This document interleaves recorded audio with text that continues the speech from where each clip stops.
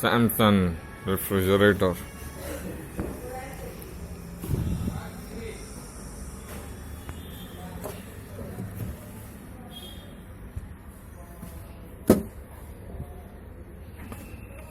Problem no cooling, उसका compressor खराब था।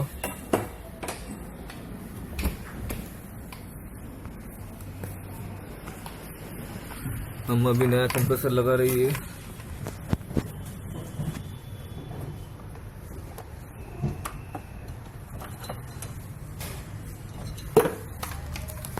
ये है नया कंप्रेसर।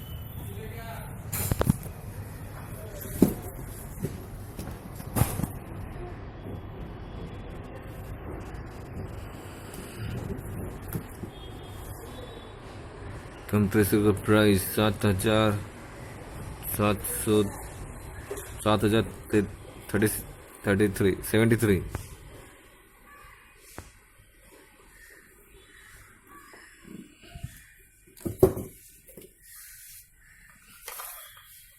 अभी हम गैस चार्ज करेंगे सर।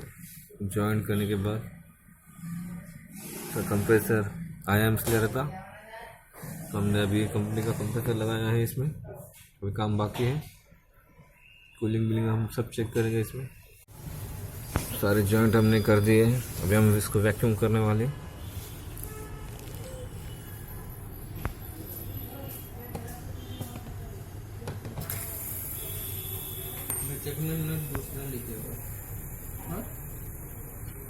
कम से कम 5 से 10 मिनट हम वैक्यूम करेंगे। वैक्यूम करने के टाइम हम थोड़ा ड्रायर को हम हीट करेंगे, ताकि जो मॉइस्चर होगा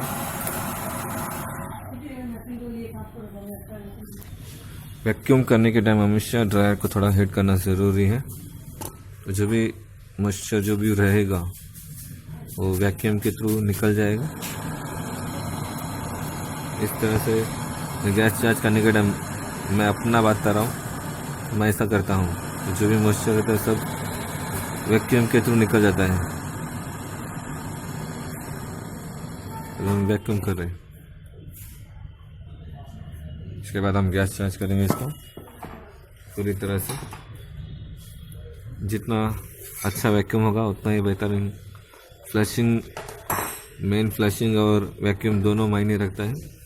हमने इसको सीडीसी से फ्लशिंग किया था पहले, जिसका वीडियो मैंने नहीं बनाया। अभी मैं वैक्यूम कर रहा हूँ, इसके बाद हम गैस चार्ज कर देंगे इसको।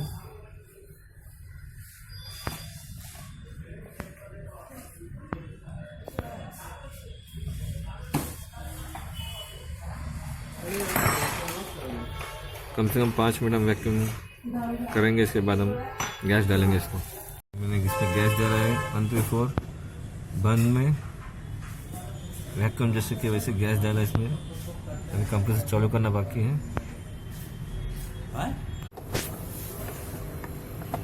बैक प्रेशर 0 है।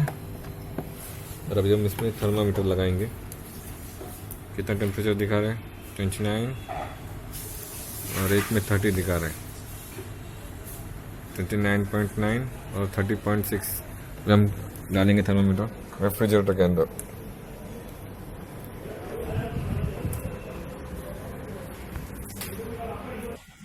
फ्रीजर टेम्परेचर 30 और रेफ्रिजरेटर टेम्परेचर 28.1।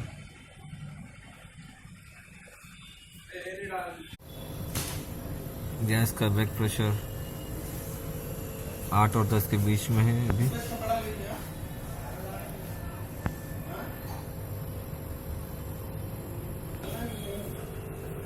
कंडेंसर हीट हो चुका है। ड्रायर अभी थोड़ा ठंडा है, चलते चलते खत्म हो जाएगा। अभी फ्रीजर टेम्परेचर 28.5, रेफ्रिजरेटर टेम्परेचर 14.8 तक आया है। कूलिंग होने में टाइम लगेगा। Samsung temperature 8, freezer temperature 7 plus refrigerator temperature. Cooling हो रहा है।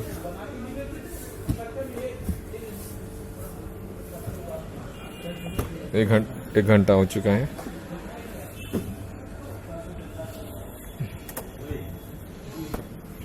इसका टेम्परेचर हमने 3 पे सेट किया है।